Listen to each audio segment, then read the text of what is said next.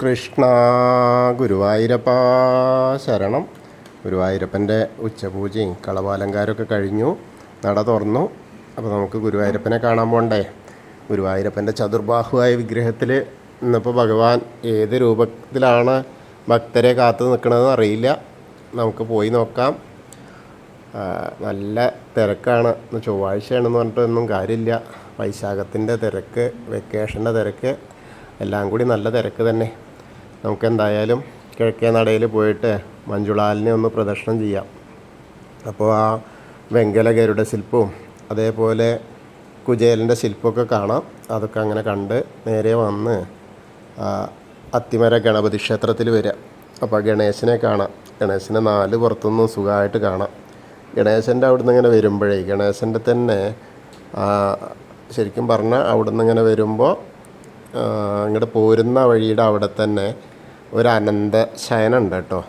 അവിടെയും വിളക്കൊക്കെ ഉണ്ടാവും. അതായത് ഗണേശൻ്റെ അവിടെ തന്നെ അത്തിമര ഗണപതി ക്ഷേത്രത്തിൽ തന്നെ ചുവരിൻ്റെ മുകളിൽ ഒരു അനന്ത ശയനമുണ്ട്. അതിനും വളരെ പ്രാധാന്യമുണ്ട് കേട്ടോ. അപ്പോൾ അവിടെയും തൊഴുതോളുണ്ട് ഇനി പോകുന്ന ആളുകൾ. അപ്പോൾ അങ്ങനെ നമ്മൾ അവിടെയും തൊഴുത് നേരെ ആ ഗോപുരവാതിൽ കിടന്ന് അകത്തേക്ക് വരിക.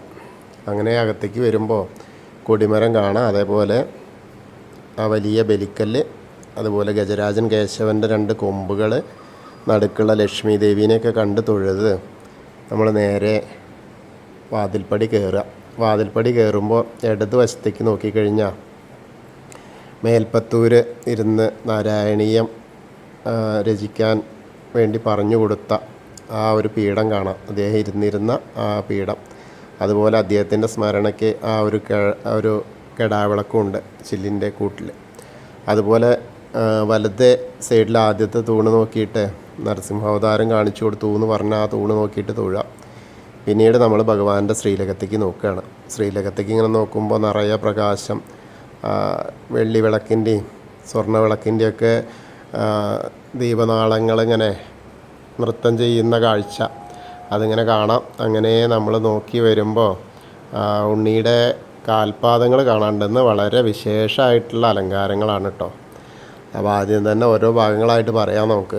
ആദ്യം തന്നെ ഉണ്ണി ഇങ്ങനെ ഇരിക്കുന്ന ഉണ്ണിയുടെ 2 കാൽപാദങ്ങൾ കാണാണ്ട്.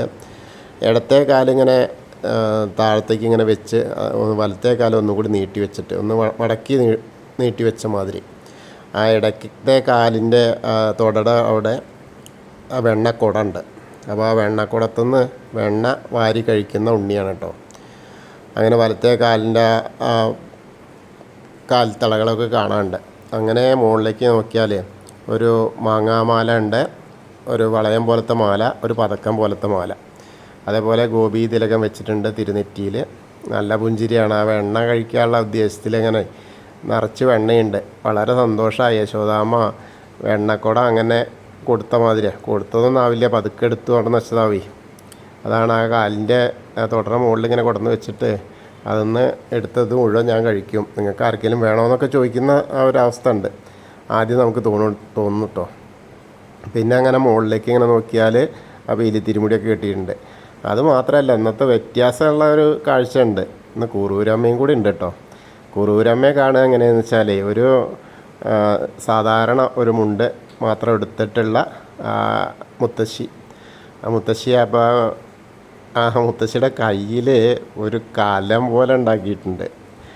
എനിക്ക് തോന്നണത് കണ്ണനെ മൂടി വെക്കാൻ വേണ്ടിയിട്ടാണ് തോന്നുന്നുണ്ട്. വലിയ കല ഉണ്ടാക്കിയിട്ടുണ്ട്. അപ്പോൾ കരിക്കലം കൊണ്ട് മൂടാനുള്ള ഉദ്ദേശത്തിലാണ്. പക്ഷേ കരിക്കലം എന്നല്ല, കളഭം കൊണ്ടുള്ള അതാണ്. നല്ല വലിപ്പത്തിലുണ്ട്. അതെങ്ങനെ എനിക്ക് തോന്നുന്നു വില്ലുമംഗലം പൂജയ്ക്ക് വരാറായി. ഈ ഉണ്ണി ഇവിടെ ഇരുന്ന് കുസൃതി കാണിക്കേണ്ട, എന്നാൽ തൽക്കാലം ഇതിൻ്റെ ഉള്ളിൽ ഇരുന്ന് ഉള്ളൂട്ടോ എന്ന് പറയുന്ന ഉണ്ണിക്കണ്ണനോട് പറഞ്ഞിട്ട് ഞാൻ നിന്നെ ഇതിൻ്റെ അടിയിൽ വെക്കാട്ടോ എന്ന് പറയണ പോലെയാണ്. അപ്പോൾ ആ ഒരു കാഴ്ച ഉണ്ട്. അത് ആ കുറൂരമ്മ തന്നെയാണ്. കുറൂരമ്മ അങ്ങനെ കുറച്ച് വലിയ വയസ്സായ ഒരു നല്ല കാഴ്ചയാണ്. നല്ല രസമായിട്ടുണ്ട് ആ മുണ്ടൊക്കെ കൊടുത്തത് ഇങ്ങനെ കാണാണ്ട്. വളരെ മനോഹരമായിട്ടുള്ള ഒരു അലങ്കാരമാണ് കേട്ടോ. അപ്പോൾ ആ ഉണ്ണിയുണ്ട്, വെണ്ണ കഴിക്കുന്ന ഉണ്ണിക്കണ്ണനുണ്ട്, കുറൂരമ്മയുണ്ട്. കലം കൊണ്ട് മൂടാൻ ശ്രമിക്കുകയാണ് കുറൂരമ്മ.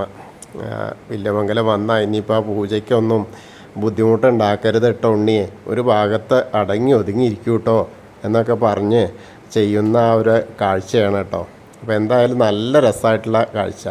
ഉണ്ണിയുടെ അവസ്ഥ എന്താ വെച്ചാൽ തിരുമുടിമാല ഉണ്ട്, അതേപോലെ ഉണ്ടമാലയും ഒരെണ്ണേ ഒരെണ്ണം എന്ന് പറഞ്ഞാൽ തെച്ചിയും തുളസിയും കൂടി ഉള്ളത്, തിരുമുടിമാല വെളുത്ത പൂവും തുളസിയും കൂടി ഉള്ളത്. പിന്നെ മുകളിൽ വിധാനമായിട്ട് 4-5 ഉണ്ടമാലകൾ, തുളസിമാലകളുണ്ട്. അപ്പോൾ ആകെ മൊത്തം ആ ചതുർബാഹുവായ വിഗ്രഹം നിറച്ചുള്ള ഒരു കാഴ്ചയാണ് ഇന്നത്തെ അലങ്കാരം. അപ്പോൾ നമ്മളെല്ലാവരും ഇപ്പോൾ ഭഗവാന്റെ ശ്രീലകത്തേക്ക് നോക്കിയിട്ട് സോപാനപ്പടിയിൽ നിൽക്കുകയാണ്. ആ നിൽക്കുമ്പോൾ കാണുന്ന കാഴ്ചയാണ് അത് കേട്ടോ. അപ്പോൾ എല്ലാവരുടെയും മനസ്സുകൊണ്ട് ആ സോപാനപ്പടിയിൽ നിന്ന് തൊഴുതോളൂ. ആ ഉണ്ണിക്കണ്ണനെയും കുറൂരമ്മേനെയൊക്കെ നന്നായിട്ട് പ്രാർത്ഥിച്ചോളൂ, നന്നായിട്ട് തൊഴുതോളൂ കേട്ടോ. ആ ഗുരുവായൂരപ്പൻ്റെ അനുഗ്രഹം നമ്മളിലേക്ക് എത്തും. അത് കഴിഞ്ഞ് അവിടുന്ന് സോപാനപ്പടിയിൽ നിന്ന് ഇറങ്ങിക്കഴിഞ്ഞാൽ അഗ്നികോണിലുള്ള ബലിക്കല്ലും, അതേപോലെ ഭഗവാന്റെ ആ തിടപ്പള്ളിയും, പിന്നെ ആലിലക്കണ്ണൻ ആ ചുവരിൻ്റെ മുകളിലേക്ക് വയ്ക്കുക, ആലിലക്കണ്ണനെയും കണ്ട് തൊഴാം. പിന്നെ സപ്തമാതാക്കളെ കണ്ട് തൊഴാം. പിന്നീട് അങ്ങനെ വന്ന് നേരെ ഗണപതിയുടെ അടുത്തേക്ക് വരിക, ഗണേശനെ കണ്ട് തൊഴാം. അവിടെ നിന്ന് കളഭമൊക്കെ ചാർത്തായിട്ടുണ്ട്, മുഖത്തൊക്കെ കളഭം ചാർത്തിയിട്ടുണ്ട്, നല്ല സ്വർണത്തിൻ്റെ കിരീടം വെച്ചിട്ടുണ്ട്, ധാരാളം പൂക്കളൊക്കെ ഉണ്ട്. അവിടെ നല്ല രസമായിട്ടുണ്ട് കേട്ടോ. അപ്പോൾ നമുക്ക് പ്രാർത്ഥിക്കാം. ഏകദന്തം മഹാകായം തപ്തകാഞ്ചന സന്നിഭം ലംബോദരം വിശാലാക്ഷം വന്ദേഹം ഗണനായകം. അത് കഴിഞ്ഞ് സരസ്വതി അറയ്ക്ക് നോക്കുക, സരസ്വതി ദേവിനെ പ്രാർത്ഥിക്കാം. സരസ്വതി നമസ്തുഭ്യം വരദേ കാമരൂപിണി വിദ്യാരംഭം കരിഷ്യാമി സിദ്ധിർഭവതു മേ സദാ. പിന്നീട് അവിടുന്ന് ഇങ്ങനെ പോകുന്ന ആ കോർണറിലെത്തിയ ചെറിയ ഗണേശനെ കണ്ട് തൊഴാം. പിന്നെ മത്സ്യം, കൂർമ്മം, വരാഹം, നരസിംഹം വരെയുള്ള രൂപങ്ങളൊക്കെ കണ്ട് തൊഴുത് ഓദിക്കൻ്റെ അടുത്തുനിന്ന് അർച്ചന പ്രസാദമൊക്കെ വാങ്ങാം. പിന്നീട് വാമനരൂപവും ഗജേന്ദ്രമോക്ഷത്തിൻ്റെ രൂപമൊക്കെ കണ്ട് തൊഴുത് അനന്തശായിയായ അനന്തപത്മനാഭനെ കാണാം. അവിടെ വരുമ്പോൾ നമുക്ക് കാണാൻ കഴിയുന്നത് ധാരാളം മാലകൾ ചാർത്തിയിട്ടുണ്ട്, നല്ല വെളുത്ത മാലകളുണ്ട്, ചെണ്ടുമല്ലിപ്പൂവിൻ്റെ മാലകളുണ്ട്, താമര വെച്ചിട്ടുണ്ട്. അവിടെയും തൊഴുത് പിന്നെ ഗരുഡാരൂഢനായിരിക്കുന്ന മഹാവിഷ്ണുവിനെയും തൊഴാം. അതിനുശേഷം നമ്മൾ ശ്രീകോവിലിൻ്റെ പുറകുവശത്ത് വന്ന് സാഷ്ടാംഗം നമസ്കരിക്കുക. നമസ്കാരമൊക്കെ കഴിഞ്ഞ് മുകളിലേക്ക് നോക്കിയാൽ ഉഗ്രരൂപിയായ നരസിംഹസ്വാമിയെ കാണാം. പിന്നെ ഭീഷ്മപിതാമഹൻ ശരശയ്യയിൽ കിടന്ന് വിഷ്ണു സഹസ്രനാമം ചൊല്ലുന്ന ആ ഒരു കാഴ്ച കാണാം. പിന്നീട് വരുമ്പോൾ ബാക്കിയുള്ള ദശാവതാര വിഗ്രഹങ്ങൾ, ശ്രീരാമചന്ദ്രൻ, ബലരാമൻ, ഭാർഗവരാമൻ, ശ്രീകൃഷ്ണനെയൊക്കെ കണ്ട് തൊഴുത് മുരുകനെയും കണ്ട് തൊഴാം. ഹനുമാൻ സ്വാമിയുടെ അടുത്ത് വരാം. ഹനുമാൻ സ്വാമിയുടെ അടുത്ത് വരുമ്പോൾ കുങ്കുമമുണ്ട്, അതേപോലെ ഒരു വെറ്റിലമാലയുണ്ട്. അവിടെ നിന്ന് തൊഴുത് പ്രാർത്ഥിക്കാം. ത്വമസ്മിൻ കാര്യനിര്യാഗേ പ്രമാണം ഹരിസത്തമ ഹനുമാൻ യജ്ഞമാസ്തായ ദുഃഖക്ഷയകരോ ഭവ മനോജവം മാരുതതുല്യവേഗം ജിതേന്ദ്രിയം ബുദ്ധിമതാം വരിഷ്ഠം വാദാത്മജം വാനരയൂതമുഖ്യം ശ്രീരാമദൂതം ശിരസാ നമാമി. ബുദ്ധിർബലം യശോധൈര്യം നിർഭയത്വം അരോഗത അജാഡ്യം വാക്പടുത്തം ഹനുമസ്മരണാത് ഭവേത്. ഓം നമോ ഭഗവതേ ആഞ്ജനേയായ മഹാബലായ സ്വാഹ. അത് കഴിഞ്ഞ് രാധാകൃഷ്ണ വിഗ്രഹവും കാളിയമർദ്ദന രൂപവും വെണ്ണക്കണ്ണനൊക്കെ കണ്ട് തൊഴാം. പിന്നീട് ഓവിൻ്റെ അവിടെ വന്ന് പ്രാർത്ഥിക്കാം. അതിനടുത്ത് തന്നെയുള്ള താമരക്കണ്ണനെ കണ്ട് തൊഴാം. പിന്നീട് ഇങ്ങനെ മുകളിലേക്ക് നോക്കിയാൽ കൊടിമരം കണ്ട് തൊഴാം. ഭഗവാന്റെ നൃത്താറിയും കിടാവൾക്കൊക്കെ കണ്ട് തൊഴുത് മണിക്കിണറും കണ്ട് തൊഴുത് ഇങ്ങനെ വരുമ്പോൾ അടുത്ത അറയിലേക്ക് എത്തുമ്പോൾ കുറൂരമ്മയെ കാണാം. കുറൂരമ്മയും ഉണ്ണിക്കണ്ണനെയൊക്കെ കണ്ട് തൊഴുത് നാരദരെയും കണ്ട് തൊഴാം. മേൽപ്പത്തൂരിനെയും വസുദേവര ഉണ്ണീനെയും കൊണ്ട് പോകുന്ന അനന്തൻ്റെ കാവലിൽ പോകുന്ന ആ കാഴ്ചയും കണ്ട് വടക്കേ നടയിൽ കൂടെ പുറത്ത് വന്ന് പ്രസാദ കൗണ്ടൻ്റെ അവിടെ എത്തിയ ചന്ദനവും തീർത്തും വാങ്ങാം. അത് കഴിഞ്ഞ് നേരെ ഇടത്തരികത്ത് കാവിൽ ഭഗവതിയെ കാണാനായിട്ട് പോവാം. അങ്ങനെ അമ്മയുടെ അടുത്ത് എത്തുമ്പോൾ മുഖത്തൊക്കെ ആ ഗോളക ഇറക്കിയിട്ടുണ്ട്. ചുവന്ന പട്ടനെയാണ് ഉടുപ്പിച്ചിട്ടുള്ളത്. ധാരാളം പൂക്കളുണ്ട്. അമ്മയെ പ്രാർത്ഥിക്കാം. സർവമംഗളമാംഗല്യേ ശിവേ സർവാർത്ഥ സാധികേ ശരണ്യേ ത്രയംബകേ ഗൗരി നാരായണി നമസ്തുതേ. അമ്മയെ കണ്ട് തൊഴുത് അവിടുന്ന് വരുമ്പോൾ ആ കോർണറിലെത്തിയ വടക്ക് പടിഞ്ഞാറ് ഭാഗത്തേക്ക് തിരിഞ്ഞ് നിൽക്കുക. മമ്മിയൂരപ്പനെ മനസ്സിൽ വിചാരിക്കുക. നമശിവായ നമശിവായ നമശിവായ എന്നുള്ള പഞ്ചാക്ഷരി മന്ത്രം ജപിക്കുകയും ചെയ്യുക. അപ്പോൾ നമ്മൾ പോയിട്ട് മമ്മിയൂരപ്പനെ പോയിട്ട് മമ്മിയൂരിൽ പോയി കണ്ട പോലെയാവും. അത് കഴിഞ്ഞാൽ വീണ്ടും കൊടിമരത്തിൻ്റെ അവിടെ വന്നിട്ട് നമ്മൾ ഭഗവാന്റെ ശ്രീലകത്തേക്ക് നോക്കിയിട്ട് ആ ഉണ്ണീനെയും കുറൂരമ്മേനെയൊക്കെ കണ്ട് തൊഴുത് പിന്നെ കൂത്തമ്പലത്തിൽ വന്ന് അവിടെ കിടാവൾക്ക് കാണാം, കണ്ട് തൊഴുത് നമസ്കരിക്കാം. പിന്നീട് അയ്യപ്പസ്വാമിയുടെ അടുത്ത് വരിക. അയ്യപ്പസ്വാമിയുടെ അവിടെയും കളഭമൊക്കെ ചാർത്തിയിട്ടുണ്ട്, കിരീടം വെച്ചിട്ടുണ്ട്, നല്ല രസമായിട്ടുണ്ട്. അതൊക്കെ കണ്ട് തൊഴുത് പ്രാർത്ഥിക്കാം. ഭൂതനാഥ സദാനന്ദ സർവഭൂതദയാപര രക്ഷ രക്ഷ മഹാബാഹു ശാസ്തേ സ്തുഭ്യം നമോ നമ. അത് കഴിഞ്ഞ് പ്രദക്ഷിണം ചെയ്ത് വന്ന് പടിഞ്ഞാറ നടയിലുള്ള ദീപസ്തംഭത്തിൻ്റെ മുകളിലുള്ള വേണുഗോപാലിനെയും കൊടിമരത്തിൻ്റെ മുകളിലുള്ള ഗരുഡധ്വജനെയും കണ്ട് തൊഴുത് പടിഞ്ഞാറ നടയിൽ കൂടെ പുറത്ത് വന്ന് രുദ്രതീർത്ഥക്കുളത്തെ പ്രദക്ഷിണം ചെയ്യുക. പ്രദക്ഷിണം ചെയ്യുമ്പോൾ നടുക്കുള്ള കാളിയമർദ്ദന രൂപിയെ കണ്ട് തൊഴാം. പിന്നീട് നേരെ വന്ന് നമ്മൾ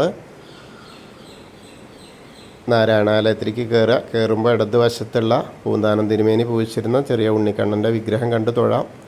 പിന്നീട് ഭഗവതി നടയിലും കിഴക്കേ നടയിലും വന്ന് തൊഴുത് തെക്കേ നടയിലെത്തി കൂവളത്തെ ഒന്ന് പ്രദക്ഷിണം ചെയ്യുക. പ്രദക്ഷിണം ചെയ്യുമ്പോൾ മഹാദേവനെയും പാർവതീദേവീനെയും മനസ്സിൽ വിചാരിക്കുക. അപ്പോൾ അവരുടെ അനുഗ്രഹം നമ്മളിലേക്ക് എത്തും. അപ്പോൾ നമ്മൾ ഇന്നത്തെയും ഗുരുവായൂരപ്പൻ്റെ ഉച്ചപൂജയും കളഭാലങ്കാരമൊക്കെ കണ്ടു തൊഴുതു. എല്ലാവർക്കും ഗുരുവായൂരപ്പൻ്റെ അനുഗ്രഹം ലഭിക്കും.